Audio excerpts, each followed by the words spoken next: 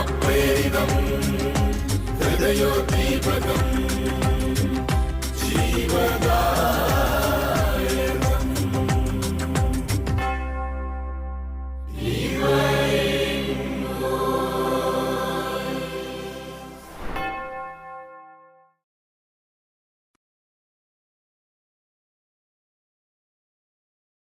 ലോകമെമ്പാടുമുള്ള goodness T വിയുടെ പ്രേക്ഷകർക്ക് ഡിവൈൻ വോയിസ് ശുശ്രൂഷയിലേക്ക് സ്നേഹപൂർവ്വം സ്വാഗതം.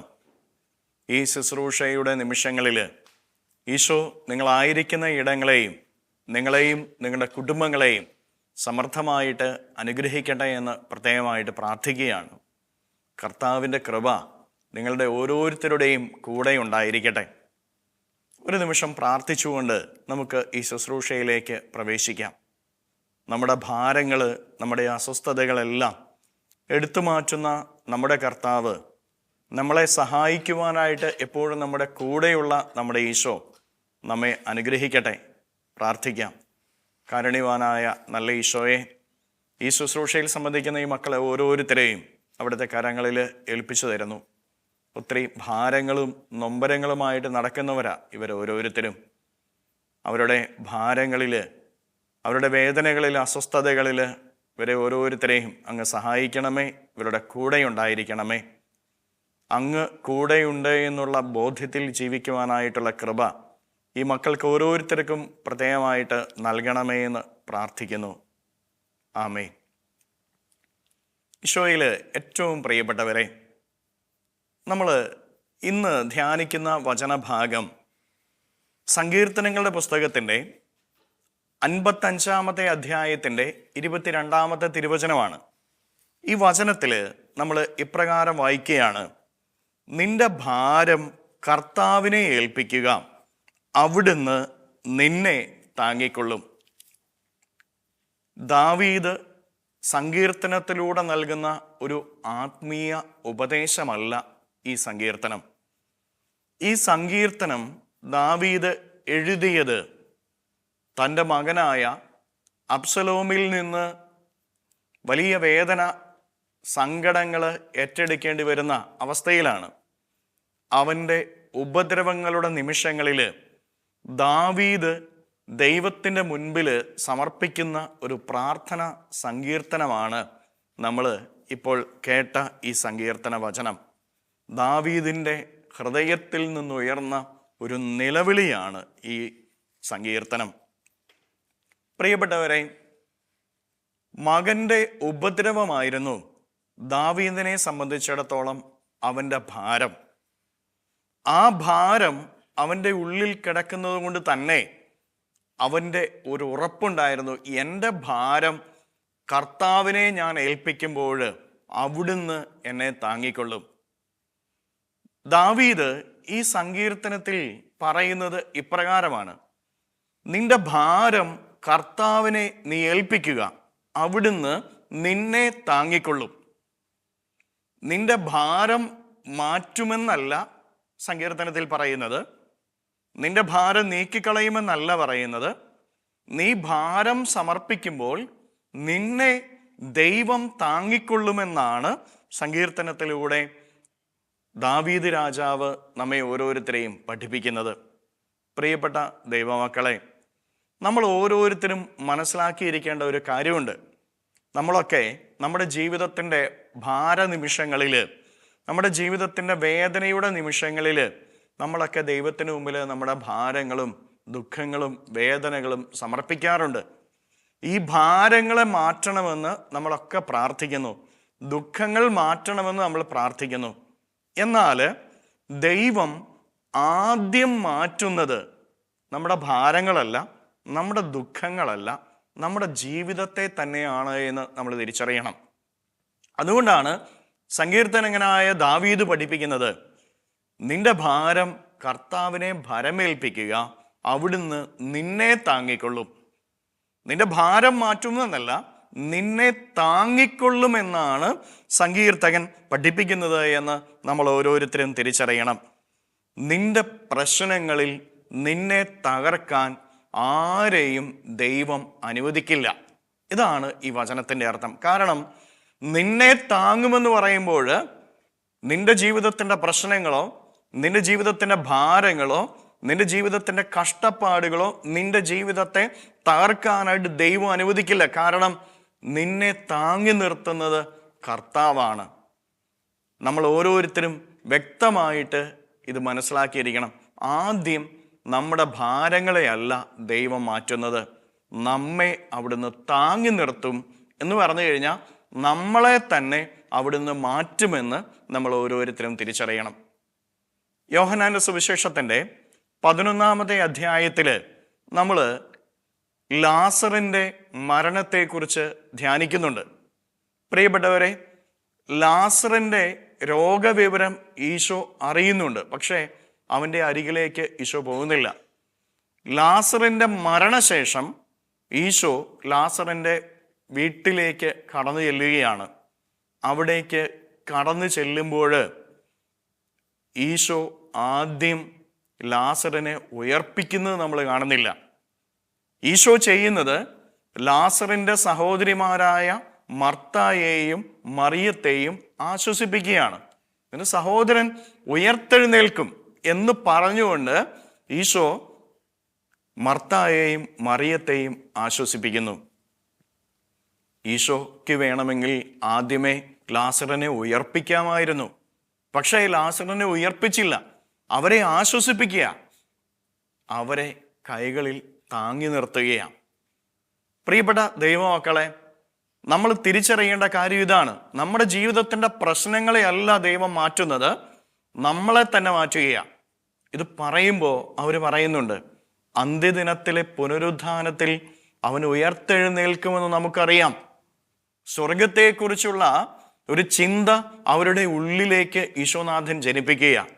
പ്രിയപ്പെട്ട ദൈവമക്കളെ, നമ്മുടെ ഭാരങ്ങൾ സമർപ്പിക്കുമ്പോൾ ആദ്യം ഈശോ നമ്മെ മാറ്റുമെന്ന് നമ്മൾ തിരിച്ചറിയണം.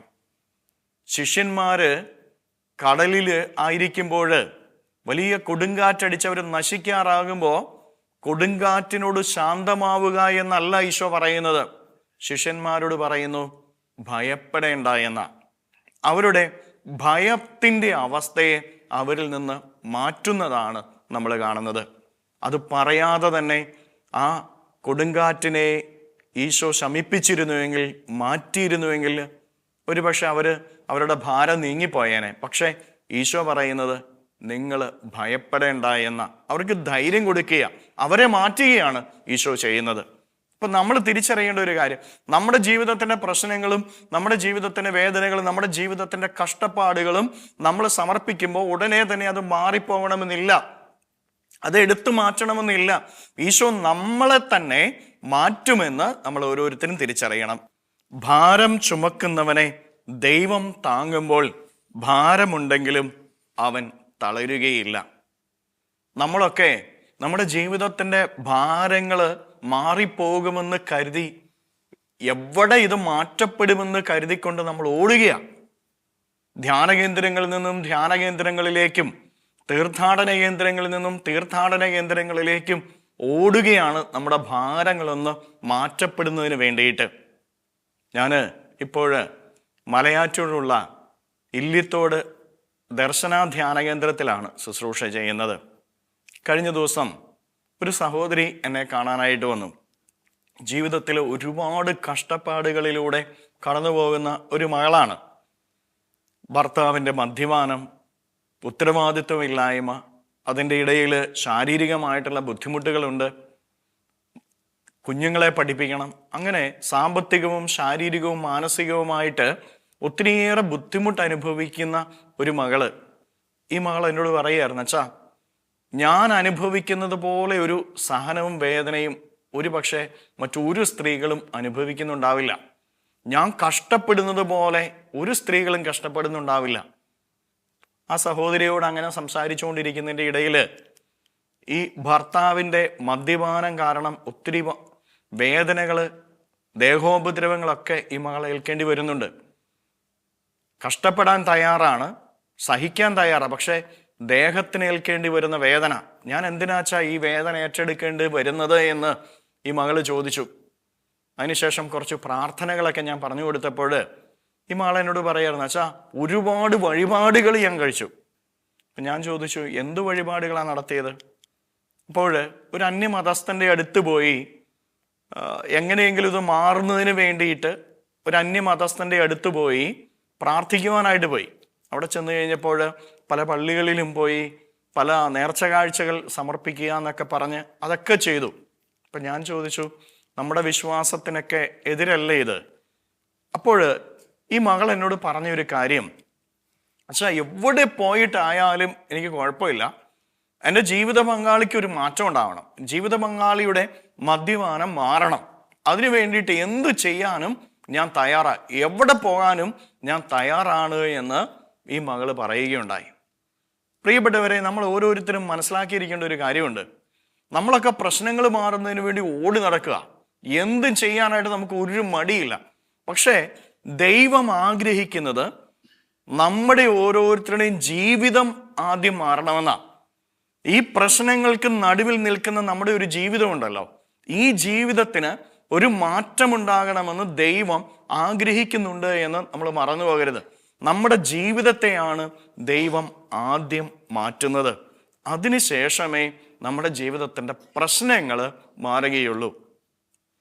ഉൽപ്പത്തി പുസ്തകത്തിൽ നമ്മൾ അബ്രാഹത്തെ കാണുന്നുണ്ട്. അബ്രാഹത്തിന് മകനില്ലായിരുന്നു. അത് അവൻ്റെ വലിയൊരു ഭാരമായിരുന്നു. ഒരു ദിവസം ദൈവം അബ്രാഹത്തെ വിളിച്ച് അബ്രാഹത്തിനോട് പറയുകയാണ്, നീ ആകാശത്തേക്ക് നോക്കുക, എണ്ണിയാലൊടുങ്ങാത്ത നക്ഷത്രങ്ങളെ നീ കാണുന്നില്ലേ, അതുപോലെ നിനക്ക് ഞാൻ മക്കളെ തരും. എന്തിനാണ് ദൈവം അബ്രാഹത്തെ വിളിച്ചിട്ട് ആകാശത്തേക്ക് നോക്കാൻ പറയുന്നത്, അതുപോലെ മക്കളെ തരുമെന്ന് പറയുന്നത്? പ്രിയപ്പെട്ടവരെ, അവൻ്റെ നോട്ടം മാറ്റണമെന്ന് ദൈവം അവനോട് പറയുകയാണ്. അവൻ അതുവരെ നോക്കിക്കൊണ്ടിരുന്ന എവിടേക്കാ? അവൻ്റെ കഴിവില്ലായ്മയിലേക്ക്, അവൻ്റെ പ്രായാധിക്യത്തിലേക്ക്, ഭാര്യയുടെ വന്ധ്യതയിലേക്ക്, പ്രശ്നങ്ങളിലേക്ക്. അതുവരെ അവൻ നോക്കിക്കൊണ്ടിരുന്നത് അതിലേക്കാണ്. അതുകൊണ്ടാണ് നിന്നെ ഞാൻ അനുഗ്രഹിക്കുമെന്നൊക്കെ പറയുമ്പോൾ അബ്രാഹാം പറയുന്നത്, എനിക്ക് കുഞ്ഞില്ലല്ലോ എന്ന് പറയുന്നത്. പ്രിയപ്പെട്ടവരെ, അവൻ്റെ ജീവിതത്തിൻ്റെ പ്രശ്നങ്ങളിലേക്കുള്ള നോട്ടം മാറ്റി ആകാശത്തിലെ നക്ഷത്രങ്ങളെ നോക്കാനായിട്ട് പറയുമ്പോൾ ദൈവത്തിൻ്റെ ശക്തിയിലേക്ക് നോക്കാനായിട്ട് അബ്രാഹത്തോട് ദൈവം ആവശ്യപ്പെടുക. അവൻ്റെ നോട്ടം ദൈവത്തിങ്കിലേക്കാക്കാനായിട്ട് ദൈവം അവനോട് ആവശ്യപ്പെടുകയാണ്. ദൈവത്തിന് വേണമെങ്കിൽ അവനൊരു കുഞ്ഞിനെ കൊടുക്കാമായിരുന്നു. ഇതൊന്നും പറയേണ്ട കാര്യമില്ല. ആകാശത്തേക്ക് നോക്കാനോ നക്ഷത്രങ്ങൾ നോക്കാനോ ഒന്നും പറയേണ്ട കാര്യമില്ല. അവനൊരു കുഞ്ഞിനെ കൊടുക്കായിരുന്നു. അവൻ്റെ വേദനയും ഭാരവും അതായിരുന്നു എന്ന് ദൈവത്തിന് അറിയാം.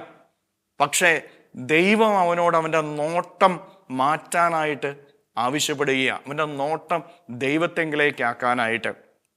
ആ നോട്ടം ദൈവത്തെങ്കിലേക്ക്, ദൈവത്തിൻ്റെ ശക്തിയിലേക്ക് അവൻ ആക്കി കഴിഞ്ഞു കഴിഞ്ഞപ്പോൾ അവന് കുഞ്ഞിനെ ദൈവം കൊടുക്കുക.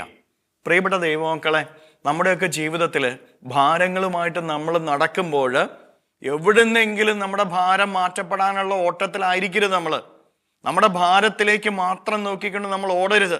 നമ്മൾ ദൈവത്തെങ്കിലേക്ക് നോക്കണം. ചില ഭാരങ്ങളുടെ നിമിഷങ്ങളിൽ നമ്മുടെ നോട്ടം ദൈവത്തെങ്കിലേക്ക് വെക്കണമെന്ന് ദൈവം നമ്മോട് ആവശ്യപ്പെടുന്നുണ്ട്. ആ നോട്ടം ദൈവത്തേക്കിലേക്ക് വെക്കുമ്പോൾ മാത്രമേ നമ്മുടെ ജീവിതത്തിൻ്റെ ഭാരങ്ങൾ മാറ്റപ്പെടുകയുള്ളൂ. നമ്മുടെ നോട്ടത്തെ മാറ്റാനായിട്ട് ദൈവം നമ്മോട് ആവശ്യപ്പെടും. ദൈവത്തെ നോക്കി ജീവിക്കാനായിട്ട് നമുക്ക് ഓരോരുത്തർക്ക് സാധിക്കണം. നിന്റെ നോട്ടം മാറ്റിയാൽ നിന്റെ പ്രശ്നങ്ങൾ മാറും. അബ്രാഹാം ദൈവത്തെങ്കിലേക്ക് നോക്കിക്കഴിഞ്ഞപ്പോൾ അവൻ്റെ വിശ്വാസം വർദ്ധിക്കുകയാണ്. അവൻ്റെ വിശ്വാസം വർദ്ധിച്ചപ്പോൾ അവന് കുഞ്ഞിനെ കിട്ടി. ദൈവത്തെങ്കിലേക്ക് നോക്കുമ്പോൾ നമ്മുടെ വിശ്വാസം വർദ്ധിക്കും, നമ്മുടെ ഭാരങ്ങൾ മാറ്റപ്പെടുകയും ചെയ്യുമെന്ന് നമ്മൾ ഓരോരുത്തരും തിരിച്ചറിയുക. വീണ്ടും സാമുവേൽ പ്രവാചകന്റെ 1-ാമത്തെ പുസ്തകത്തിൽ 1-ാമത്തെ അധ്യായത്തിൽ ഹന്ന എന്ന പ്രവാചികയെ നമ്മൾ കാണുന്നുണ്ട്. ഇവൾക്ക് കുഞ്ഞില്ല. പ്രിയപ്പെട്ടവരെ, സങ്കടത്തിലാണ് അവളായിരിക്കുന്നത്. കുഞ്ഞില്ല എന്നുള്ള നൊമ്പരം മാത്രമല്ല അവൾക്കുള്ളത്, പിന്നെയോ കുടുംബത്തിൽ തൻ്റെ ഭർത്താവിൻ്റെ മറ്റേ ഭാര്യയുടെ നൊമ്പരമേൽക്കേണ്ടി വരുന്ന അവസ്ഥ. വല്ലാതെ അവള് ഉപദ്രവിക്കുന്ന അവസ്ഥ, കുഞ്ഞില്ലാത്തതിൻ്റെ നൊമ്പരം, കുടുംബത്തിൽ അപമാനമേൽക്കേണ്ടി വരുന്നതിൻ്റെ ഭാരം, ഈ ഭാരവുമായിട്ട് അവൾ ദേവാലയത്തെങ്കിലേക്ക് ഓടി വരികയാണ്. ദൈവത്തിന് മുമ്പിൽ പ്രാർത്ഥിക്കുന്നു. പ്രാർത്ഥനയ്ക്ക് ശേഷം വചനത്തിൽ നമ്മൾ കാണുകയാണ്, സാമുവേൽ പ്രവാചകന്റെ 1-ാമത്തെ പുസ്തകത്തിൻ്റെ 1-ാമത്തെ അധ്യായത്തിൻ്റെ 18-ാമത്തെ തിരുവചനം നമ്മൾ ഇപ്രകാരം വായിക്കുന്നു: അവളുടെ മുഖം പിന്നെ മ്ലാനമായിട്ടില്ല. അതുവരെ സങ്കടത്തിലും വേദനയിലും കരഞ്ഞുകൊണ്ട് വന്ന ഹന്ന പിന്നെ കരഞ്ഞില്ല എന്നാണ് നമ്മൾ തിരുവചനത്തിൽ വായിക്കുന്നത്. അവളുടെ മുഖം പിന്നെ സങ്കടപ്പെട്ടില്ല എന്ന് നമ്മൾ കാണുന്നു. അവളുടെ നിരാശ മാറിയപ്പോൾ അവളുടെ മുഖത്ത് സന്തോഷം വരികയാണ്. പ്രിയപ്പെട്ടവരെ, നമ്മുടെ ജീവിതത്തിൻ്റെ ചില ഭാരങ്ങൾ മാറ്റപ്പെടണമെങ്കിൽ നമ്മുടെ ജീവിതത്തിൻ്റെ നിരാശയെ നമ്മൾ ആദ്യം മാറ്റേണ്ടി വരും. നമ്മളൊക്കെ പലപ്പോഴും നിരാശയ്ക്ക് അടിമപ്പെട്ട് കിടക്കുന്നവരായിട്ട് മാറുന്നില്ലേ? ഈ നിരാശയുടെ അടിയിൽ കിടക്കുമ്പോൾ പ്രിയപ്പെട്ടവരെ, ദൈവത്തെ കാണാൻ നമുക്ക് പറ്റില്ല, ദൈവത്തിൻ്റെ ശക്തിയെ കാണാനായിട്ട് നമുക്ക് പറ്റില്ല. പലപ്പോഴും ജീവിതം തളർന്നു തന്നെ നിൽക്കുന്ന അവസ്ഥകളുണ്ടാകും. കാരണം നിരാശ നമ്മുടെ ജീവിതത്തെ തകർത്ത് കളയും. ഈ നിരാശ നമ്മുടെ ജീവിതത്തിൽ നിന്ന് എടുത്തു മാറ്റുമ്പോൾ നമ്മുടെ ജീവിതത്തിൻ്റെ പ്രശ്നങ്ങളെ ദൈവം മാറ്റും. ആ നിരാശ നമ്മിൽ നിന്ന് മാറണമെന്ന് ദൈവം ആഗ്രഹിക്കുന്നുണ്ട്. പ്രിയപ്പെട്ടവരെ, നമ്മിൽ തന്നെ ഒരു മാറ്റം, നമ്മുടെ ജീവിതത്തിൻ്റെ നിരാശയുടെ മാറ്റം, അപ്പോൾ ജീവിതത്തിൻ്റെ പ്രശ്നങ്ങൾ മാറും. സങ്കീർത്തനങ്ങളുടെ പുസ്തകത്തിൻ്റെ 42-ാമത്തെ അധ്യായത്തിൻ്റെ 11-ാമത്തെ തിരുവചനത്തിൽ നമ്മൾ ഇപ്രകാരം വായിക്കുന്നു: നീ എന്തിനും നിരാശപ്പെടുന്നു? നിരാശ നിന്നോട് പറയും എല്ലാം അവസാനിച്ചു എന്ന്. പ്രത്യാശ നിന്നോട് പറയും ദൈവം എല്ലാം ആരംഭിക്കുന്നു എന്ന്. പ്രിയപ്പെട്ടവരെ, പലപ്പോഴും നമ്മുടെയൊക്കെ ജീവിതത്തിൽ പ്രശ്നങ്ങളും പ്രതിസന്ധികളും ഭാരങ്ങളും ഉണ്ടാകുമ്പോൾ എല്ലാം തീർന്നു എന്നാണ് നമ്മൾ കരുതിക്കൊണ്ടിരിക്കുന്നത്. കുടുംബത്തിലൊരു പ്രശ്നം ഉണ്ടാകുമ്പോൾ, ജീവിത പങ്കാളി മദ്യപിച്ച് കുടുംബത്തിൽ പ്രശ്നങ്ങൾ ഉണ്ടാക്കുമ്പോൾ, മക്കൾ വഴിതെറ്റിപ്പോകുമ്പോൾ, മക്കളുടെ പരീക്ഷകളുടെ പരാജയ നിമിഷങ്ങളിൽ, സാമ്പത്തിക പ്രതിസന്ധികൾ ഉണ്ടാകുമ്പോൾ നമ്മളൊക്കെ കരുതും എല്ലാം തീർന്നു എന്ന്. ഇനി എങ്ങനെ മുന്നോട്ട് വരുമെന്ന് നമ്മളൊക്കെ സങ്കടപ്പെടും. ഈ നിരാശ നമ്മുടെ ജീവിതത്തിലേക്ക് നോക്കി നമ്മളോട് പറയും എല്ലാം തീർന്നുവെന്ന്. പക്ഷേ പ്രത്യാശയും വിശ്വാസവും നമ്മോട് പറയും ദൈവം എല്ലാം ആരംഭിക്കുന്നുവെന്ന്. അതുകൊണ്ട് പ്രിയപ്പെട്ടവരെ, ജീവിതത്തിൽ ഏത് പ്രതിസന്ധികളുണ്ടായാലും, ഏത് പ്രശ്നങ്ങളുണ്ടായാലും, ഏത് വേദനകളും കഷ്ടപ്പാടുകളും ഉണ്ടായാലും നിരാശപ്പെടരുത്. പ്രത്യുത ദൈവത്തിൻ്റെ ശക്തിയിലേക്ക് നോക്കുക. അവനെല്ലാം ആരംഭിക്കും. നിനക്ക് തീർന്നു എന്ന് തോന്നുന്നിടത്ത് നിന്ന് ദൈവം എല്ലാം പുതിയതായി ആരംഭിക്കുമെന്ന് നീ തിരിച്ചറിഞ്ഞുകൊള്ളുക.